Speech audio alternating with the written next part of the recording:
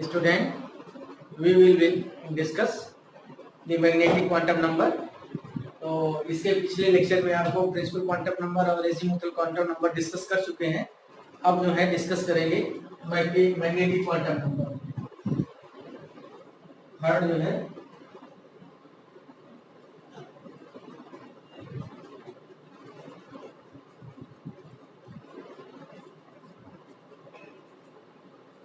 Magnetic quantum number. तो magnetic quantum number under the effect of magnetic field, the electron in given energy subshell prefer to orient themselves in certain definite region of space around the nucleus. The region of space is called an orbital. The specific region in space when maximum probability of finding the electron of particular energy.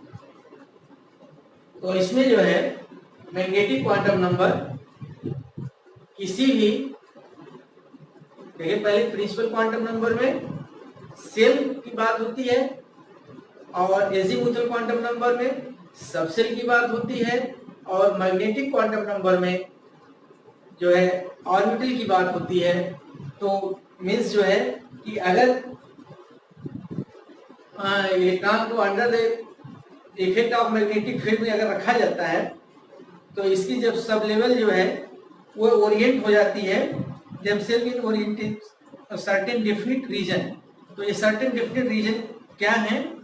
ये जो है around the nucleus इस region space is called a orbital और this specific region is space when maximum probability of finding the electron of particular energy. तो जो specific reason है वही जो है ऑर्बिटल्स है। तो ये इसको रिप्रेजेंट करते हैं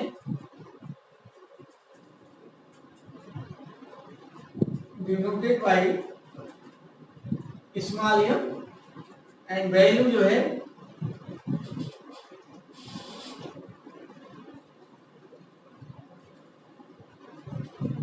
is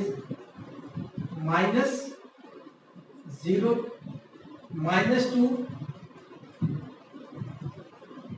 +1 through 0।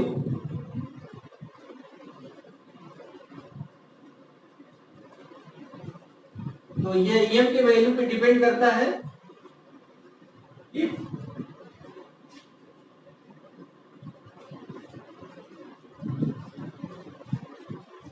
M is equal to 1 is it possible quantum number?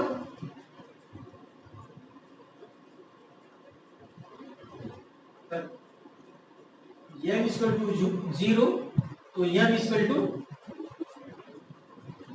0, m is equal to 1, m is equal to -1, 0 and +1, m is equal to 2, m is equal to -2, -1, 0, +1 and +2। Azimuthal quantum number l is equal to 3, m is equal to -3, -2, -1, 0, +1, +2 and +3। तो total number of orbital in subshell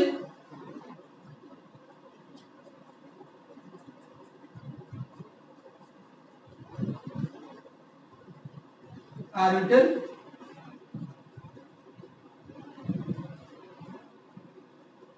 subshell. तो देखिए n equal to 0 तो m equal to 0, इसकी value जो है 2l + 1 होती है। तो n equal to 0, m equal to 0 तो ओनली वन ऑर्बिटल। वो जो है केवल एक ऑर्बिटल होगी।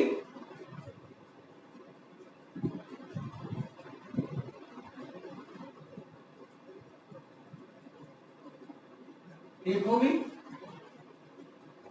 अगर L इक्वल टू 1 है तो टोटल ऑर्बिटल 3 होगी। L इक्वल टू 2 है तो टोटल ऑर्बिटल जो है 5 होगी। और L इक्वल टू 3 है तो 7 होगी। और सबसेल कौन सी है? L इक्वल टू 0 है subshell S, P subshell, D subshell and F subshell. तो किसी भी सबसेल में maximum number of electron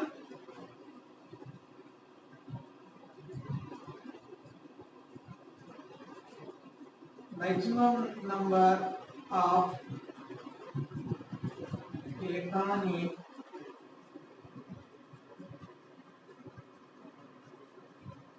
subcell is 2 into 2L plus 1।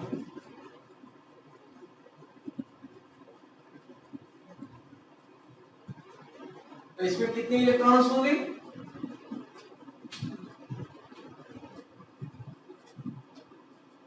ये सबसेल होगी, यहाँ लिखा भी है। तो नंबर ऑफ इलेक्ट्रॉन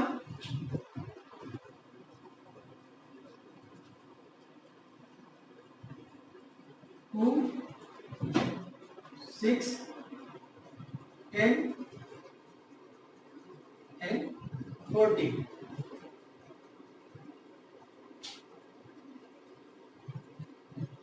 अब जो है इस ऑर्बिटल का ओरिएंटेशन किस डायरेक्शन में होगा? तो आपने देखा कि अगर प्रिंसिपल क्वांटम नंबर 1 है तो डेसिमल क्वांटम नंबर की L की वैल्यू 0 होगी और M की वैल्यू केवल 1 होगी 0। तो उसमें केवल एक ऑर्बिटल होगा।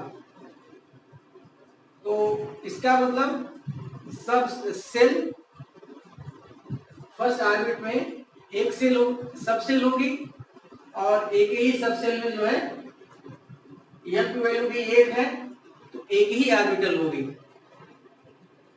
और M की वैल्यू 1 है तो M की वैल्यू देखिए ये 3 वैल्यू है यहाँ लिखा हुआ है और ये 3 वैल्यू तो उसमें जो है P के लिए होगी।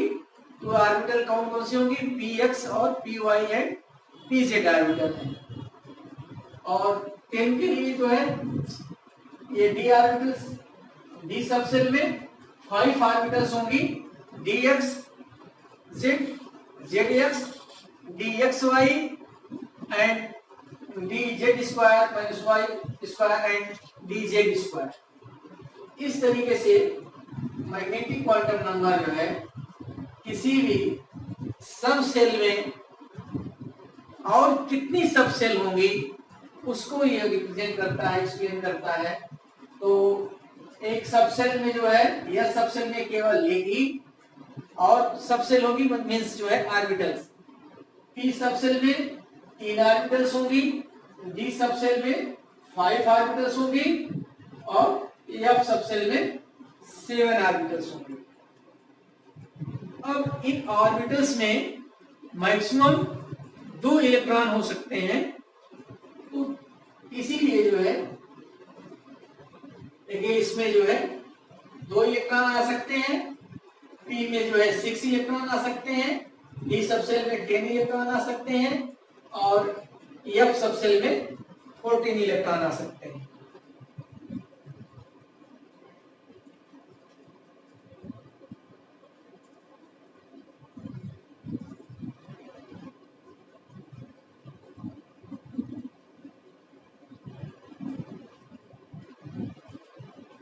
लास्ट है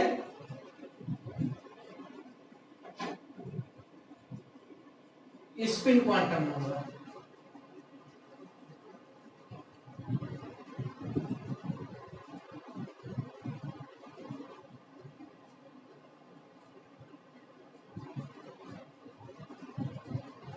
स्पिन क्वांटम नंबर, इसको स्मॉल एस से रिप्रेजेंट करते हैं। तो electron around the motion, electron spin its own axis, their clockwise or anti-clockwise, clockwise or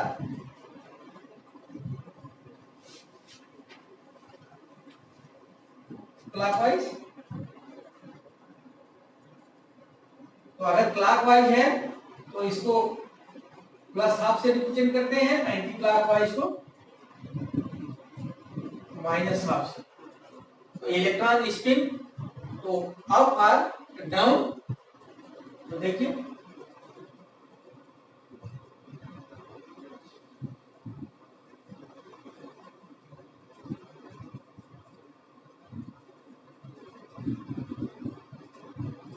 इस तरीके से, या इस तरीके से भी प्रेरित किया जाता है, प्लस हाफ एंड माइनस। ये क्लॉकवाइज है और ये जो है